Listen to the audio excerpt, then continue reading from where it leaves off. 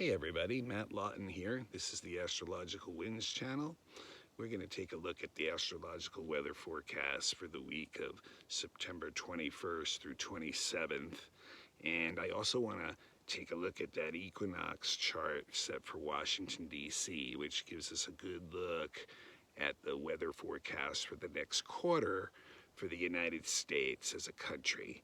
And so I got about 5 or 6 things I want to cover today, and that being the main one. So let's get right into this. So it's going to take a little time, and this week starts off with some interesting relationship setup. We've got Venus hitting the Jupiter-Neptune sextile. So Venus is actually going to quincunx both Jupiter and Neptune, which actually puts it on the long midpoint of the Jupiter-Neptune sextile, right in between them. That means it's forming an aspect called a yod. And the yod is the most fated aspect in the charts. It's almost something that, like, where we're being driven towards something by the universe that we need to experience. And this week, it's all about relationships, and some interesting positive energy with this if worked right. It really is a situation where our values and our attitudes about relationships can kind of be redefined. Like, we're ready to let go of some of the older attitudes that we have, and they may have worked really well for us up to this point, but it's time to go beyond that now and step up to another level.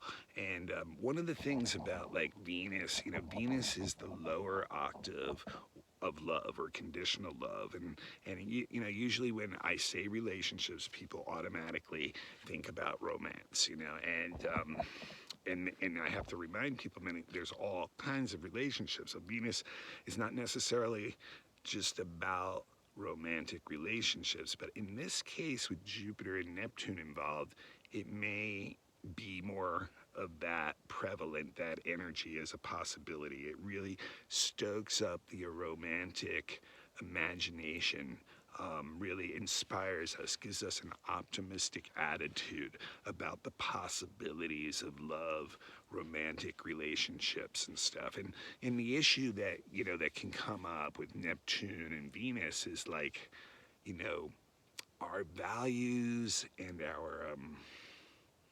our ideals about love and relationships may be let down by others. We may not get that perfect thing, person, or relationship.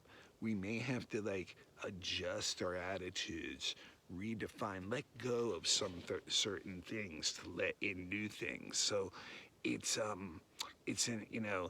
time where, depending on what our attitude is like, you can feel let down, maybe feel some issues of unworthiness and things like that. But at the same time, it's a time where we can really use the relationships we're having this week, having the ability to, like, bring us messages so that we can adjust our attitudes about love and relationships. And it does really stoke up creative energy too, like artistic energy, like a lot of inspiration. Sometimes it can be difficult to, like, completely communicate that well, but, like, adjustments can be made, and things can be made to flow. So look for that this week. The people that you're having relationships with will probably have, they're the ones that are, the universe is kind of sent to you, and them to you, and you to them, to learn about our attitudes about relationships, and possibly get some new starts, some new ways of thinking about that, and get over some unworthiness issues, get over some older attitudes that have been holding us back letting them go and adjusting to that. So that's going to be like pretty prevalent most of the week. Definitely Monday through Thursday, pretty strong for sure. Tuesday is the equinox, so that's when the sun goes into Libra. So that in the northern hemisphere we go into autumn, and in the southern hemisphere we go into spring.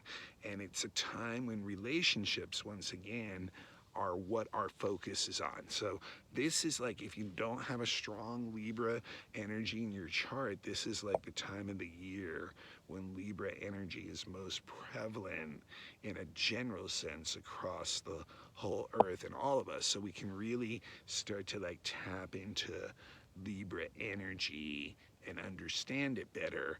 And you know, Libra's all about wanting to create harmony and balance and justice and beautifying surroundings, into things, and looking good, into making yourself look good, into, you know, just that kind of thing. The issue is with Libra usually is when tough decisions have to be made, we can get very indecisive, and you know, in trying to please everybody may end up you know, kind of not pleasing most people because of an indecision on our part. So like there's a point where Libra just has to make that decision and move forward and not worry so much about what the other is thinking. So we can work on that too. And remember with Libra too, despite being the sign that is most into peace and harmony, you know, when they're backed into a corner,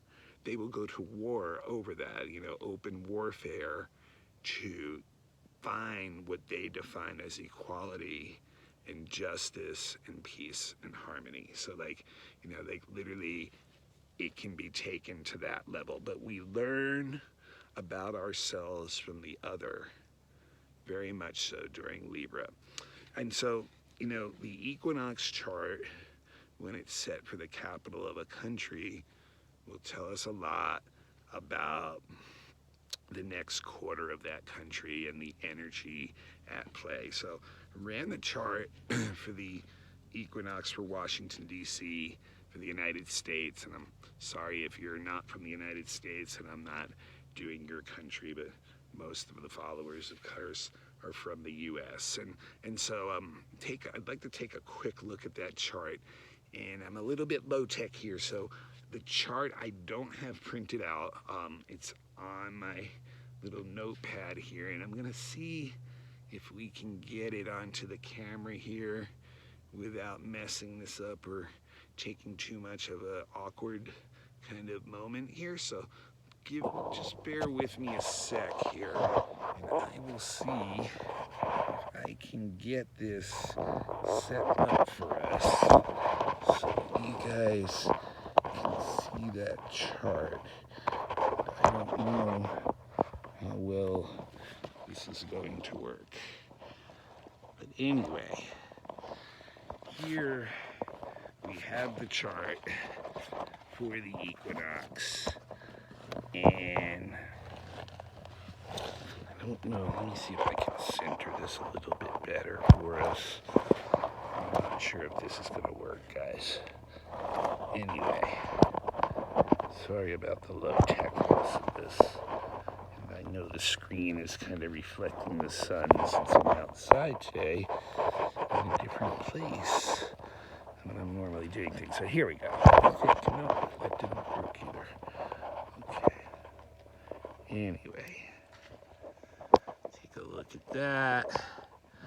Just about like that. So there's an idea of what the chart looks like. And I'm sorry about the reflections and everything. And you can see that Scorpio is rising in the chart. So that is, you know, the state of the nation is in a very scorpionic place right now. And so there's a lot of intense energy that is going to be released in this next quarter for the United States. The United States is going to be forced to look at its shadow and have some very intense emotional experiences as a nation, as a collective together. Notice that the rising Scorpio is at 1 degree only too. So these are new lessons we're about to get. This is going to be new stuff that we haven't really had to deal with. These generations that are going to experience this. And so very intense emotional experiences, very Scorpio brings out all the darkness, the shadow. So we're going to see the ugly shadow of the United States openly exposed to us in the next few months. And we're going, have to deal, and there's going to be a lot of anger. There's going to be a lot of resentment. There's going to be a lot of divisiveness. There's going to be a lot of secretive information, a lot of propaganda, a lot of coercion, a lot of just really, really intense energy in this chart. And the United States as a whole to have to deal with this. So this is not going to be easy at all for people. And it can bring about a lot of destruction, violence, death, rebirth, rising from the ashes. And notice that because it's Scorpio, the ruler is Mars. And we know how weak and angry this Mars is right now. And notice how weak and angry it is in the chart. It's in the 6th house. And it's actually conjunct Eris, which I don't have in this chart. It's also retrograde, which makes it weak also, and it's also picking up the squares to Saturn and Pluto. So all kinds of besieging going on to Mars in this chart. And basically what it's showing is that because all that's going on in the 6th house, which notice also Mars rules the 6th house too. You got Aries on the cusp there of the 6th. So it has to do a lot with the military and the police and civil service.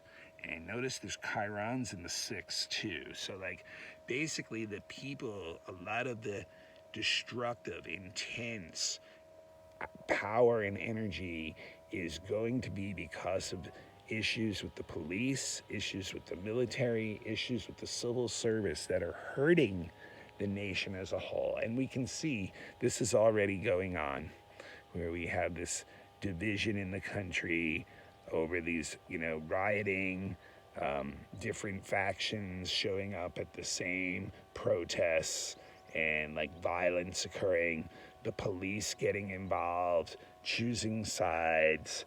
It looks like possibly the military will eventually get involved with this. Civil services under attack, like the post office, for instance, which has been a big issue. And that's, here, the 3rd house rules the mail, and, there's the Pluto Saturn, so you can see restrictions on, these civil services being brought to us by authorities. So a lot of issues going on in those areas. And then we get to the 2nd house, which is the house of, resources, money, value, assets, and being ruled.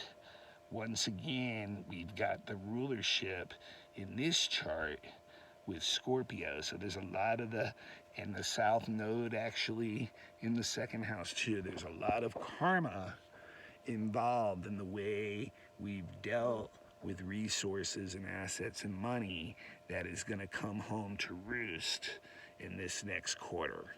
So there can be some really intense economic issues that come up, and weak in a weak place.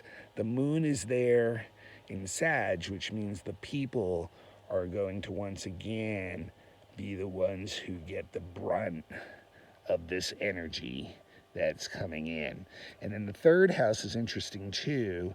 The Sag is on there, so Jupiter is ruling the 3rd house. And Jupiter, as I've said, is very weak these days. So, it's basically showing once again that our movements are going to be very restricted. Education, information, disinformation, misinformation, all that stuff is still going on as it has been very intensely for this year. And there you go, it's in the third house, which is all about communications, information, travel, and the restrictions being put on by authorities over like the virus or protests or whatever it may be. That stuff will continue. So, and then the fourth house, which we have right here, and going down the wheel here, it is ruled by Aquarius, and once again, that's Saturn's rulership. So it's once again, that's the nation and the land. And once again, there's restrictions being brought in by society. It was Ceres is in there too, so it's showing like our resources once again are under attack, like we're feeling restricted of those resources and our ability to use them. The fifth house is ruled by Pisces and happens to have the co-ruler of Pisces in it, Neptune. And as I've been saying all year, the fifth house is, as a nation, is one of the things that's really taken the brunt of a lot of the shutdown of the economy. That is what it rules: entertainment and sports, and art. So all those things are where a lot of the money that's being made in a service-oriented society, and those are the things that have been shut down by the coronavirus. So like with Neptune in there, that's the planet of dissolution. So we're going to continue to see that entertainment and sports and art are going to continue to be not able, their normal energy is not going to be available, and that, those things that Americans love so much are not as available to them right now. And I talked about the sixth house already. We can go to the seventh house, and you got Taurus on the ascendant, which means it's ruled by Venus, the seventh, and Uranus is in the seventh house. So the seventh house is our allies mainly. So basically what this is saying is that, notice Venus is in Leo in the 10th. So that's actually representing the president himself. And it's showing that, like, the allies, Uranus, are still shocked and upset by the decisions being made by the president in relation to old alliances. So they're, basically with Venus and Leo, we're being perceived as a country by our allies as being like basically pompous, self-centered, vain. All the negative Leo kind of stuff is coming up, and that is, the executive branch, which is the president. So like he represents us. He is the face of the United States to the rest of the world. So what he does will continue to be very upsetting to allies. And it's interesting, that is the house of open enemies too. So with Uranus in there, it's possible we could get an event from an enemy, or we could go after an enemy with a surprising event, that could cause basically destruction, sudden changes, things like that. So the eighth house up here also still in this system ruled by Taurus, and the north node's in the eighth, and Venus once again is the ruler. And I think this is really interesting because it's saying we have collective karma that's going to go on with shared resource type stuff like the economy, which is driven by international banking and international corporations. And this is also the house of irrevocable change, like death and destruction. So the north node up there is saying, we're in for some intense stuff, intense Dharma path stuff in relation to international economy, and in relation to possible widespread destruction, death, violence, things like that. And, once again, we can see a lot of this stuff is already going on. Interesting how the ninth house is completely empty. And Gemini rules it with Mercury in weak position in the 12th. And that's the universities and foreign travel and everything. And those are things, once again, that have been shut down for quite a while. So it's interesting that it's all empty, because to me that continues to show that those areas like the third house are going to be under restriction, like things that have to do with travel and education, things like that are still not operating normally. 10th house is the president himself, the executive branch, and he's ruled by the sun, which is in the 11th, which is interesting because it makes me think, well, maybe Congress and him can actually get some legislation and stuff done. But it's interesting because, like, once again, Venus and Leo can be really pompous, especially like for someone who's already in power. It's like very selfish, me-centered kind of energy first. So like anything he may be doing with Congress would be only things that he would want done. So like, there's some chances that some stuff will get passed actually this quarter between the two of them, but it's going to be driven by his energy. And then the Congress here, you can see where they're ruled by Mercury because of the Virgo 11th house cusp, and that Mercury is weak. It's in the 12th house, and it's opposite the Mars-Eris conjunction, so it's an angry, resentful Mercury that is indecisive right now and not clear what to do. And that seems to be where Congress is at right now. The two houses can't seem to agree on anything, get anything done. So it seems like, for the most part, that energy is going to continue. And so and then, institutions is the 12th house, and you can see it's ruled, 12th house is being ruled by Venus because of that Libra sun. And that would mean a lot of these institutions are once again being affected by executive orders. And the weak Mercury shows that they're not really clear what to do, how to move forward, that they're stuck in a cycle of indecisiveness about what to do. So this, this chart, come back to me here, this chart is not what I would consider a very happy chart. It's not something that we would necessarily be looking forward to. I think in a general way, we're going to see some really ugly stuff come up in this next quarter, and we're going to see how a lot of the power that's behind the things that are done in the United States be exposed to us. But it may be really difficult to change much because there's so much divisiveness, and you can see that in the chart. And so I think that kind of strap on the seatbelts a little bit, because I think we're in for quite a ride. We got that Mars retrograde, remember, and Mercury's going to go retrograde next month. I think October will probably be full of surprises for the U.S. It won't just be one surprise. It'll be many. And, remember, I'm not a financial astrologer, but, October many times is a time when the markets really can take a nosedive historically. And I think before elections, things are really sensitive. And then we have the election itself.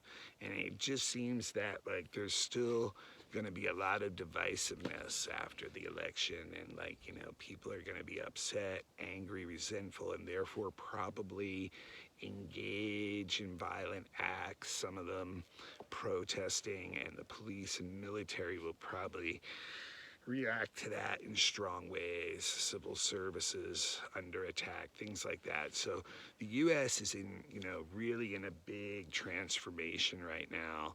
And obviously this election day has got a lot to say with how things are going to play out over the next few months and few years. But, it's not no matter what happens, it's not going to be like, harmony and peace and balance afterwards. It's going to be dealing with some really dark, shadowy energy that the U.S. is just not ever really dealt with very well. And, it's all coming up to the fore now. So some intense energy to deal with this quarter. All right, let's get back to the weekly now.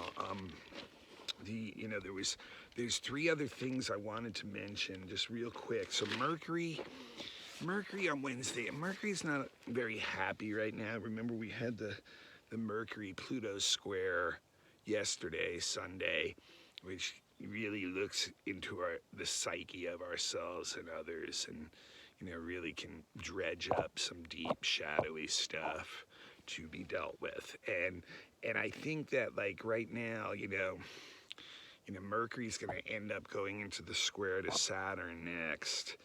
And then it's also going to be opposite Mars-Eris conjunction at the same time, which is where a lot of that anger key point is right now in the world. And I think, Mercury will be like, so that the resentment and anger of being blocked and restricted is just building up to a critical point.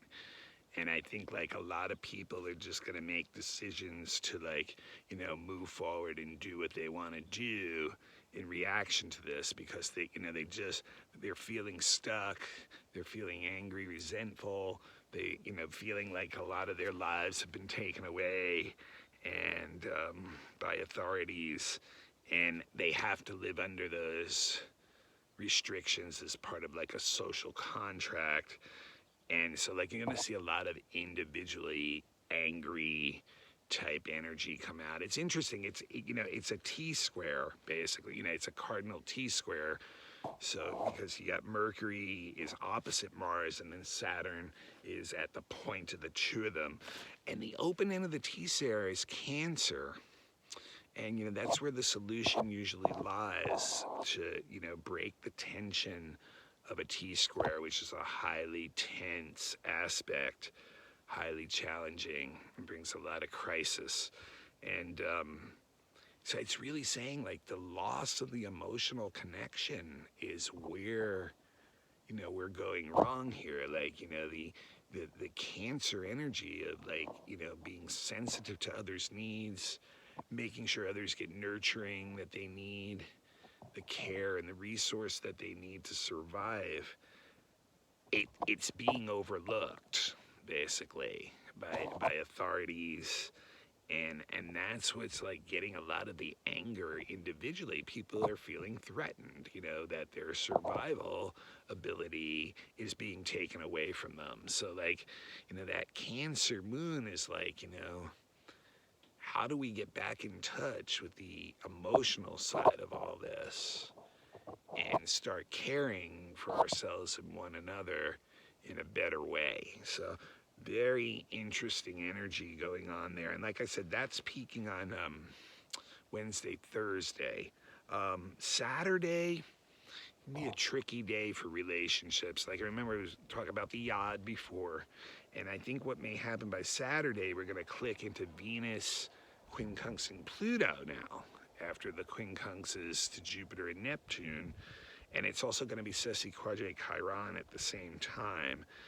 And it's basically relationships are changing, things are changing. There's a lot of stuff that's come up and be exposed, and that, people want to, move away from, adjust to it, difficult type things that come up where you're kind of feeling blocked and frustrated, and yet you have to deal with it. Like, it's kind of like in your face, so it's not an easy thing, but, like, once again, what we're doing is we're adjusting our attitudes based on what's being exposed to us about the way we do relationships. So some pretty intense energy there too.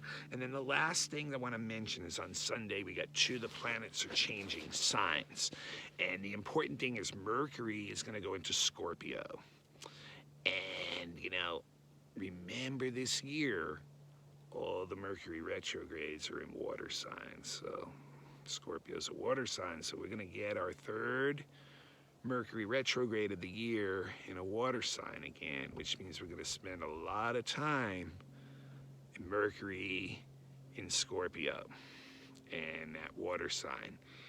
And Mercury in Scorpio is all about like the deep investigative mind. So like, remember all the stuff I'm saying, like it seems like this is going to be a week, month, quarter of a lot of things being exposed to us, a lot of, both personal and collective exposure of things that have been swept under the rug, denied, pushed away, that are gonna bubble up.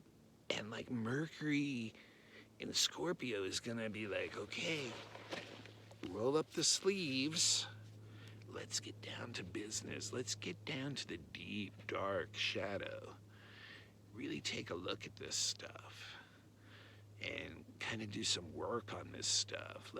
But it's gonna bring up a lot of intense energy because you're gonna see stuff where people and things have misled you and misled others, and there can be a lot of resentment that will come up about that. But it can also be some really profound like revelations. And once again, it's on that relationship side of the zodiac. Scorpio is taking Libra, the connection of Libra, and deepening it. So like, the connections we're making during this Libra time are going to deepen even more during the Scorpio time. And so like, that's gonna go on. Mercury usually 3 weeks in a sign, but because it's retrograde, it's gonna end up spending closer to 3 months in Scorpio during all this time of the intense quarter I was just talking about coming up. We are going to really be chewing over what we're seeing and trying to like decide what we want to take out of there and purge, and what we want to transform into something else. And it's going to be intense. It's going to be deep. I mean, Mercury in Scorpio can give a really cynical, sarcastic attitude. And it can be funny too. Like it can see the ridiculousness, the ludicrousness of the situation being reflected from the subconscious up to the conscious world or mind. And it can just be like really, really kappa, like cynical, sarcastic attitude, because it sees it sees the propaganda. It can drive the propaganda. It can, it's coercive, So it can be really intense energy. And we're going to spend a lot of time doing it. So Ceres, the biggest asteroid of the 4 main asteroids, which represents the mother archetype and has to do with our resources and our security, feeling like we're getting what we need, like food, is going into Aquarius on Sunday also. And that, is a time when people like, on one level, they're coming together. They're like, okay, like how can we make sure everyone has what they need in this time? But like, it's also can be a little bit eccentric and odd, the approaches to that. And people can maybe get a little bit too far out there at times and need to be reeled back in. So that's an interesting little shift too. But yeah, we're as I've said all year, this time coming up with the Mars retrograde conjunct Eris, and Mercury's going to go retrograde too, and the 3 outer planets still near the end of Capricorn, squaring all that stuff. This quarter in time is going to be a very, very trying time for all of us on the planet, because we're really going to have to look for, for want of a better term, at our crap. We all have to take a look at it and start to discern how to deal with this and change these things, both internally and externally, that are like that have not been dealt with, that have been swept under the rug, that have been like, basically, denied that they're there or flossed over, the elephant in the room kind of thing. We have to deal with it. We have to deal with that shadow. If we don't, we're never going to get out of the shadow. We're always going to be lost in the shadow world. And that will affect our physical world and our physical reality and existence. So we really need to come to terms with the shadow. And this is the beginning of that. And it will last for most of this quarter. So we're embarking on that journey. And ultimately, if we end up with a handful of ash at the end, hopefully the phoenix will rise from the ash as the wind blows it and scatters it away. All right. I'm Matt Lawton. This is the Astrological Winds channel. I'm available for all kinds of readings. I will work with you no matter what your budget is. We'll figure something out. My email is matthuey823@gmail.com. So directly email me if you're interested in that. Please become a follower of the channel and turn on the notification, because I am just not good at, I know I social media bomb some of you every week, but believe me, I'm missing at least 100 to 200 people every week too. So like, if you want to keep in touch with this, you need to do that. And also, if you want to start, people are starting to send me emails, so I could start an email list, so maybe we do that too. And if you want to just email me your email to start an email reminder list, that could be easier for me to deal with than trying to social media bomb you to remember. And if you don't want the reminders, don't worry, let me know. It's not going to hurt my feelings or anything. Please just tell me, get me off the list. Please don't social media bomb me. And please, free service, pass it on to anybody you think would be interested in it. Would be the best thing you could do to give back some of the energy. All right, until next week, and I guess next week, we'll be so close to the end of the month, we'll not only do the weekly, we'll look at the monthly forecast for October, which I've touched upon many times already. We know October is going to be a key, if not the biggest key month of this year. So there's a lot of intense stuff probably we're going to be experiencing through October. All right, until next time, this is Matt Lawton signing off, the Astrological Winds channel. Namaste.